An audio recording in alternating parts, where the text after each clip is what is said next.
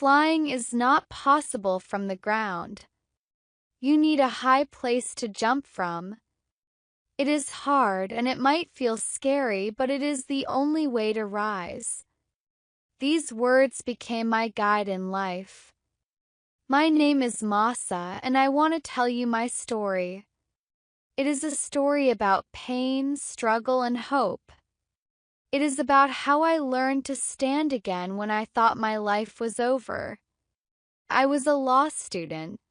Studying law was my dream since I was a child. But dreams do not pay the bills. To support myself, I worked as a marketer for a company that sold beauty products. Every day, I ran from university to meetings and from meetings to home, where I studied late into the night. My life was full of stress and pressure, but this was not the hardest part. A few years ago, my life changed forever. I lost my family in a car accident. One moment they were here and the next they were gone. I was alone. The sadness was so heavy that I could not breathe. My heart felt empty and my mind was full of dark thoughts. Some nights I cried until I had no more tears. Other nights I stared at the ceiling, thinking about how easy it would be to end the pain forever. But something or someone always stopped me. That someone was Raha. Raha was my best friend, my only family after the accident. She never left my side. She held my hand when I wanted to give up. She listened to me when I needed to talk. She reminded me that I was stronger than I believed. "You are still alive, Mahsa," she said. "You have a purpose.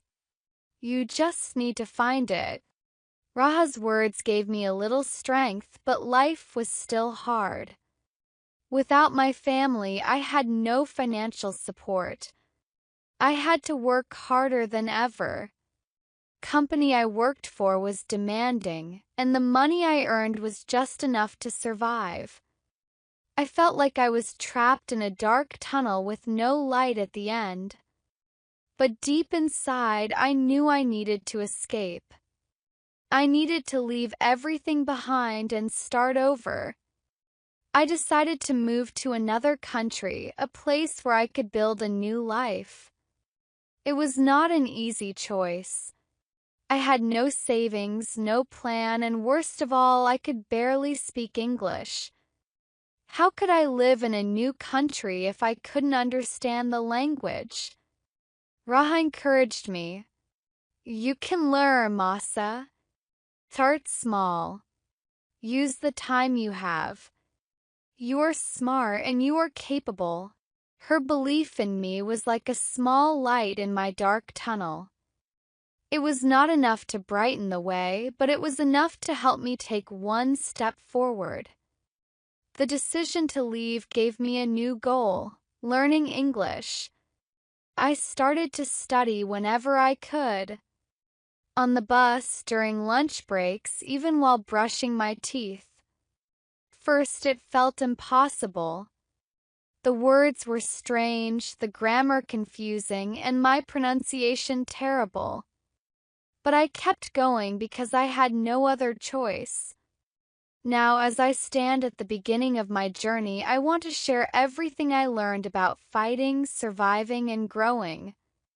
This is my story, and I hope it inspires you to take your own leap of faith, no matter how high or scary it seems. I still remember the day I made my decision. It was a long, exhausting day at work. I was sitting at my small desk in the corner of the office, surrounded by papers, catalogs, and my old laptop. My boss had just given me another task: prepare a presentation for a potential international client. The problem? Presentation had to be in English. I stared at the screen, feeling overwhelmed. How can I do this? My English is so bad, I thought. I felt like crying, but deep down I knew this was more than just a task. It was a sign. If I wanted to change my life, if I wanted to escape the darkness of my past and move forward, I had to take this challenge seriously. I remembered something Raha once told me. Mahsa, you don't have to be perfect to start. Just start. One step is enough.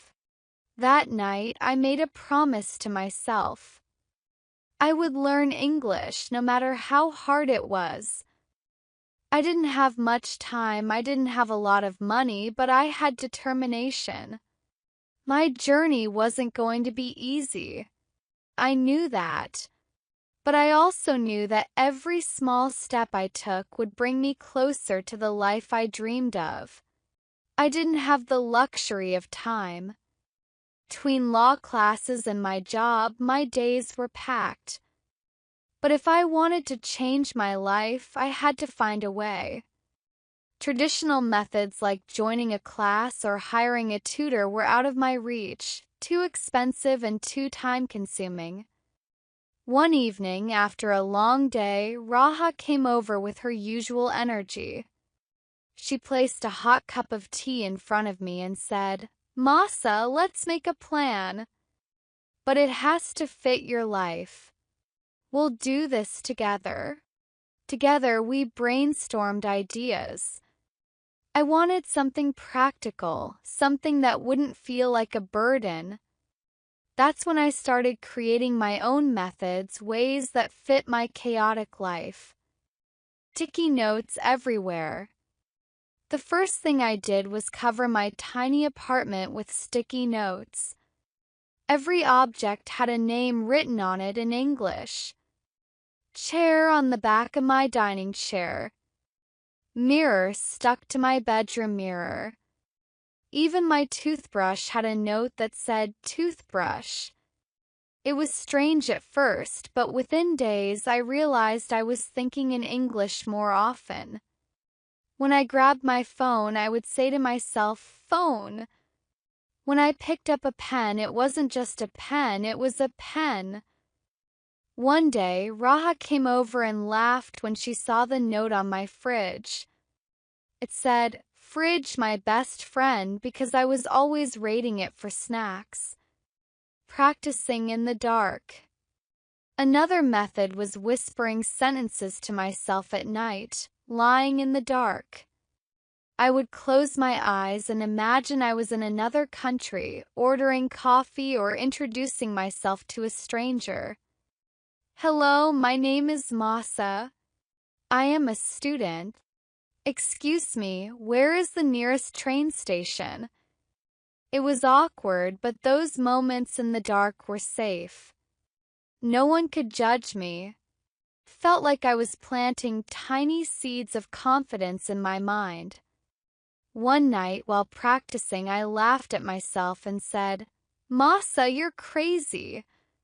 But Raha, who was on the phone with me, said, "No, you're brave." Talking to customers. My job as a marketing assistant gave me opportunities one hadn't noticed before. One afternoon, while talking to a customer, I realized they were struggling with Persian. So I decided to try something daring. "Let's speak in English," I said. My heart was racing, and I could feel my palms sweating. I stumbled through the conversation, making countless mistakes, but the customer smiled and said, "You're doing great. Keep going."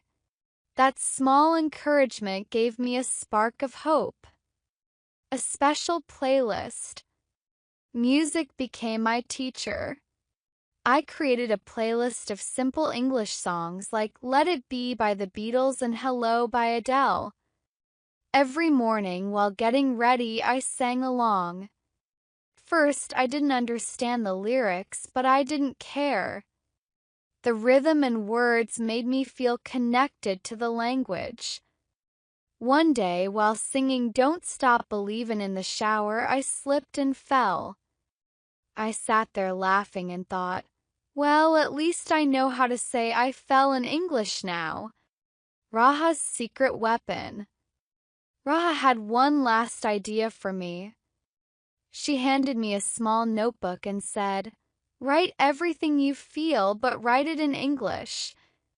First, I wrote simple sentences. Today was a hard day.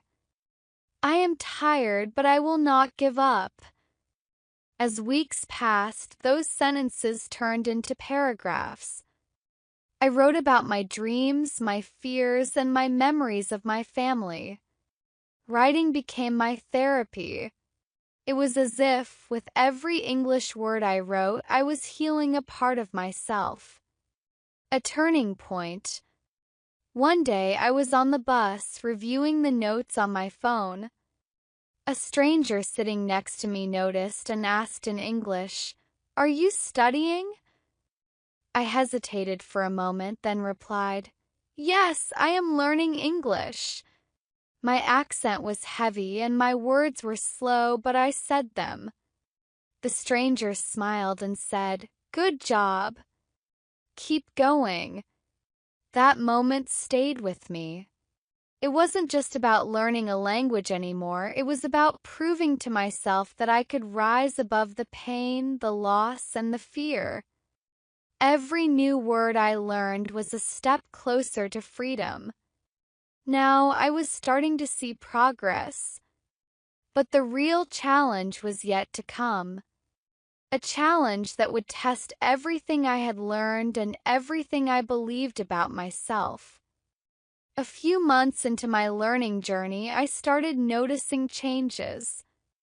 I wasn't fluent, but I could hold small conversations. My confidence was growing, and for the first time in years, I felt hopeful. But then an opportunity came along that was both exciting and terrifying. One evening, while scrolling through job listings, I found a position for a junior legal assistant at a company in Dubai.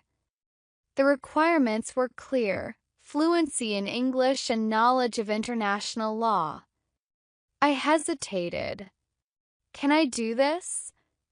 The thought of speaking English in a professional setting made my heart race.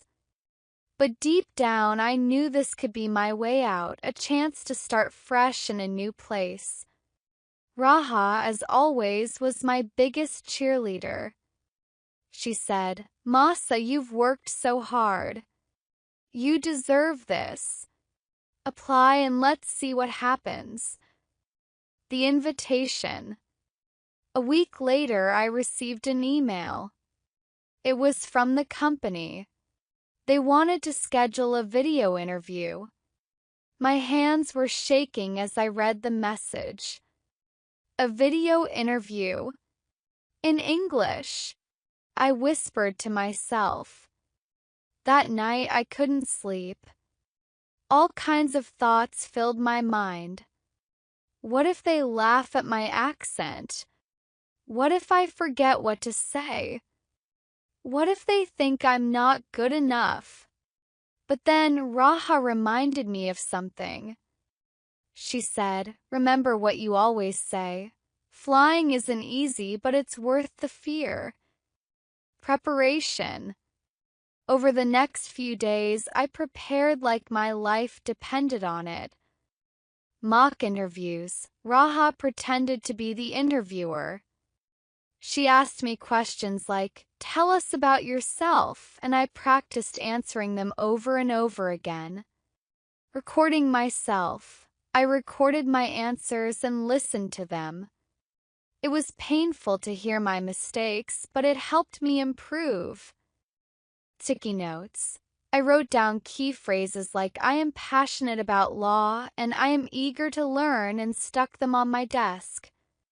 The night before the interview, I stood in front of the mirror, repeating, "You can do this, Mahsa. You're ready." The interview day. The day of the interview arrived, and I was a bundle of nerves. I wore my best outfit, a simple white blouse and black trousers, and made sure my background looked professional. Raha was by my side until the last minute, holding my hand and saying, "You're going to shine." When the call started, I felt like my heart was beating in my throat. The interviewer, a kind-looking man named Mr. Harris, greeted me with a smile. "Hello, Mahsa. How are you today?" I took a deep breath and replied, "Hello, Mr. Harris. I am fine, thank you. And you?" Questions. The interview began with simple questions. Can you tell us about yourself? Why do you want to work with us? I had rehearsed these answers, but my voice still trembled. At one point, I forgot the word experience and said, "Time and work" instead. Mr. Harris didn't seem to mind, but I felt my cheeks burn with embarrassment. Then came the harder questions. How would you handle a disagreement with a colleague? Can you give an example of a challenge you faced and how you overcame it? For a moment, my mind went blank. I wanted to cry, but then I remembered Raha's voice in my head. "You've got this." Slowly, I began to speak using simple words. I shared a story about how I had convinced a difficult customer at work, and Mr. Harris nodded, looking impressed. The unexpected twist. At the end of the interview, Mr. Harris said, "One last question. What do you think is your greatest strength?" I paused. This was my chance to be honest. I said, "My greatest strength is that I never give up. I have faced many challenges in my life, but I always find a way to keep going." Mr. Harris smiled and replied, "That's a strength we value in our team." The wait. After the call ended, I felt a mix of relief and panic. I replayed every moment in my head, thinking about my mistakes. I called Raha and said, "I don't think I did well." But she laughed and said, "You always think that, but you did amazing." I know it. For the next few days, I checked my email obsessively. Every time my phone buzzed, my heart skipped a beat. Then, one afternoon, the email arrived. I stared at the screen, unable to breathe. This was it, the moment that could change everything. But was it good news or bad? I stared at my phone screen, my hands trembling. The subject line read, "Interview result, legal assistant position." For a moment, I couldn't open it. I thought of everything that could go wrong. What if they say no? What if I'm not good enough? The room felt silent, and even the ticking clock on the wall seemed too loud. Finally, I took a deep breath, closed my eyes, and tapped the email. The moment of truth. The first line read, "Dear Ms. Mahsa, we are pleased to inform you." I stopped reading.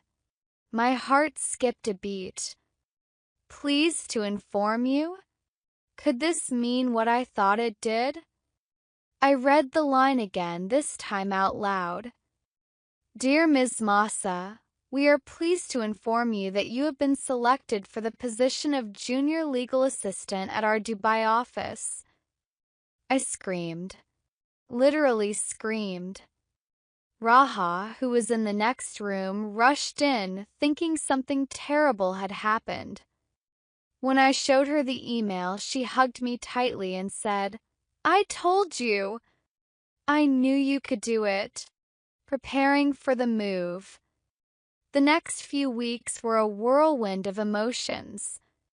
I was thrilled about the opportunity, but also scared.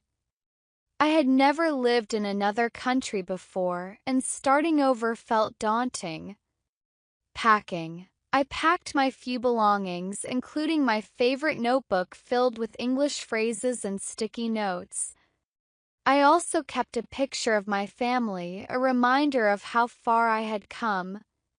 Visa and documents. Getting the visa and arranging documents was overwhelming. I had to visit embassies, fill out forms, and ensure everything was in order. But every time I felt tired, I reminded myself of the opportunity waiting for me. Goodbyes. Saying goodbye to Raha was the hardest part. She had been my anchor through everything. But she smiled and said, "This is just the beginning, Mahsa. You're going to do great things." Arriving in Dubai. The day I arrived in Dubai, the city felt like a different world. The tall skyscrapers, the bustling streets, and the diverse crowd, it was overwhelming but exciting.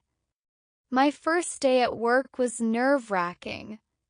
I was introduced to my team, and while they were friendly, I could feel the weight of expectation.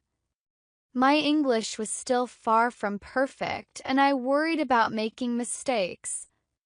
A new challenge. During my first week, I faced a major challenge. One of the senior lawyers asked me to draft an email to an international client. It had to be professional, precise, and free of errors. I spent hours writing and rewriting the email. Words like legal compliance and contractual obligations felt like mountains I had to climb. Finally, I sent the email, my heart pounding. The next morning, the senior lawyer called me into his office. I braced myself for criticism. But instead he said, "Good job, Mahsa. This is exactly what we needed. Growth and confidence." Over the next few months, I began to grow. I joined a local English-speaking club where I practiced conversations every weekend. I started keeping a journal in English, writing about my day and my thoughts.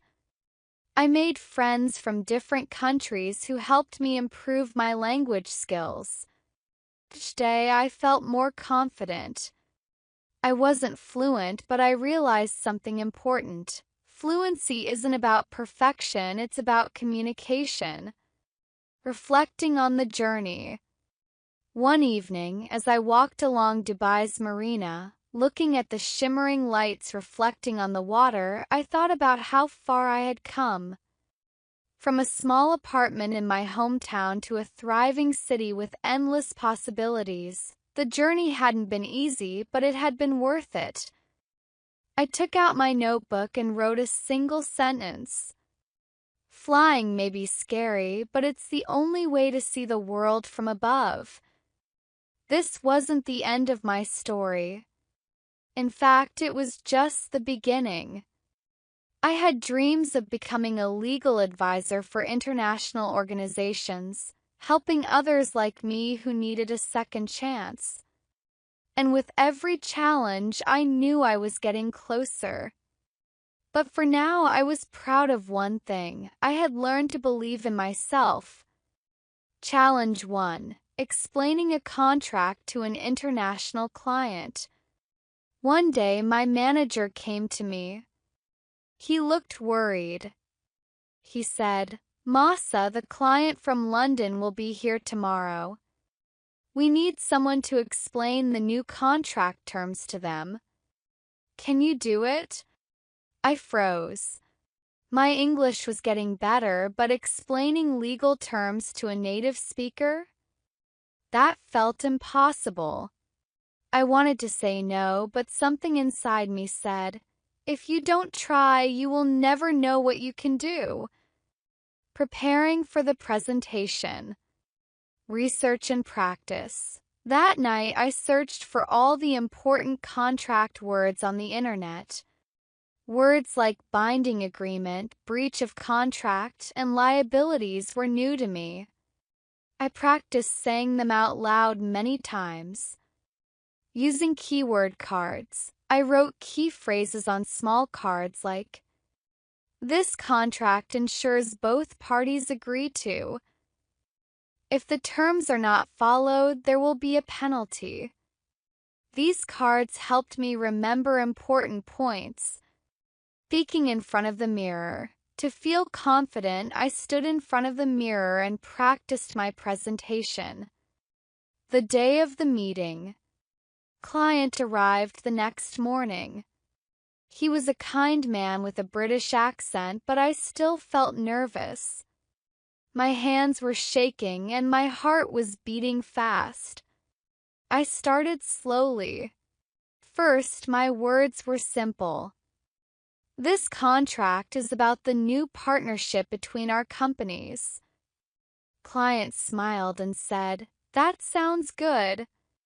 Please continue." I explained the terms step by step.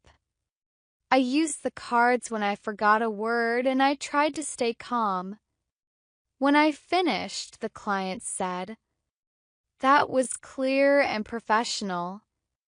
Thank you." I couldn't believe it. I did it. My English wasn't perfect, but I communicated well and that was enough. Lesson learned. After that day, I learned something important. You don't need to be perfect in English. You just need to be clear and confident. Challenge 2: Ordering food at a restaurant with colleagues. A week later, my colleagues invited me to lunch. We went to a busy restaurant and everyone started ordering in English. When the waiter came to me, I panicked. I didn't know how to explain what I wanted. So I quickly remembered something Raha once told me. If you don't know the right words, describe what you want. How I managed. I couldn't remember the word for grilled chicken, so I said, "I want chicken cooked on fire, not fried." I didn't know how to say mashed potatoes, so I said, "Potatoes soft like cream." The waiter smiled and said, "Grilled chicken with mashed potatoes?" Got it. Everyone laughed, but not in a bad way.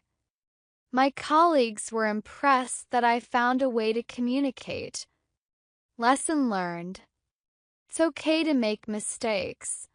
Sometimes describing things is enough to get your message across. Challenge 3: A job training in English. A month later, my company sent me to a 2-day training session. Trainer was American and everything was in English. I worried I wouldn't understand, but I decided to take it as an opportunity. What helped me? Taking notes in English. I wrote down the main ideas in simple words. For example, teamwork is about listening and sharing ideas. Good communication makes projects faster. Asking questions. When I didn't understand, I raised my hand and said, "Can you explain that again?" The trainer was patient and happy to help. By the end of the training, I realized that I understood more than I thought. Lesson learned. The more you listen to English, the easier it becomes. Don't be afraid to ask questions. It shows you're learning. Final thoughts.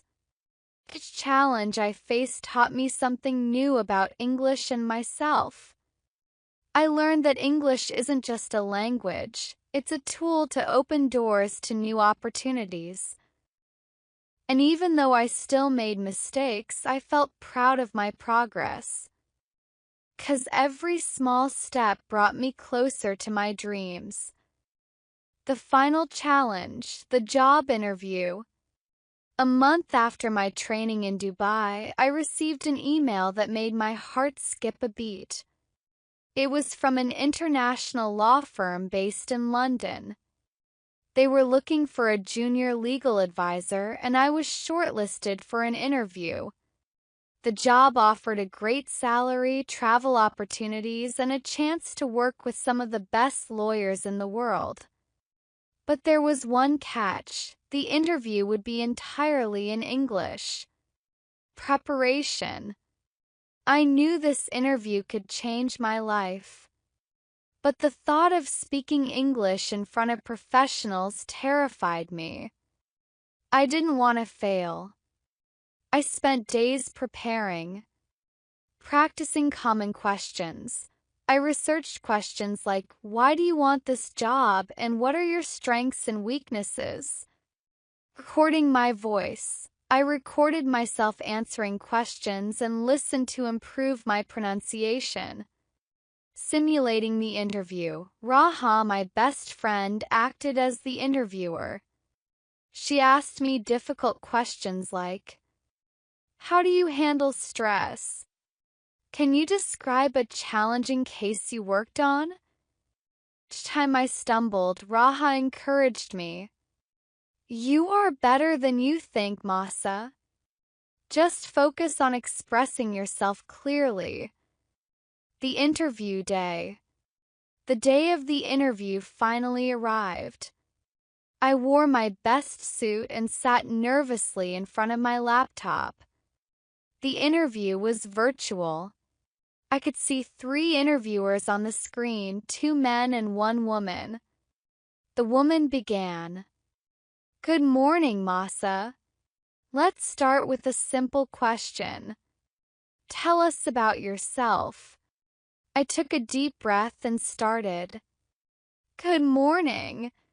My name is Mahsa and I am a law graduate from Iran. I have experience in marketing and legal advising.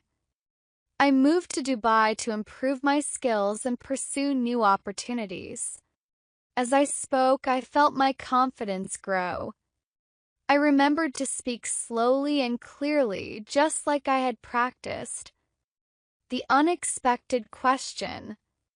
Halfway through the interview, one of the men asked me a question I wasn't prepared for. Can you explain how you handle cultural differences in international work? My mind went blank. I didn't have an answer ready. For a moment, I felt panic rising. But then I remembered Raha's advice. If you don't know the exact answer, take a moment to think and be honest. I smiled and said, that's an interesting question. I believe cultural differences are an opportunity to learn. For example, when I moved to Dubai, I had to adapt to a multicultural environment. I learned to respect different perspectives and find common ground. I think listening and empathy are key in such situations. The interviewers nodded, and I could see they were impressed. The final moments. The end of the interview, the woman smiled and said, Thank you, Mahsa. That was a great discussion. Do you have any questions for us? I knew this was my chance to leave a strong impression. I asked, what qualities do you value most in your team members? They seemed pleased with my question and answered thoughtfully. When the call ended, I felt a wave of relief. I had done my best. The result. 3 days later, I received an email. Congratulations, Mahsa. We are pleased to offer you the position. I couldn't believe it. I had succeeded. All those hours of practice, all those moments of doubt, they had led me here. I called Raha immediately and cried tears of joy. That day I learned. Preparation is everything. The more you practice, the more confident you feel. Honesty works. If you don't know something, it's okay to take a moment and think. Language is a bridge. English wasn't just a tool for this interview. It was a way to connect with people from different parts of the world. Moving forward. As I packed my bags for London, I thought about how far I had come. From feeling hopeless after losing my family to starting a new life in Dubai, and now a new chapter in London. English had opened doors I never thought possible. And the best part? I wasn't just surviving anymore, I was thriving.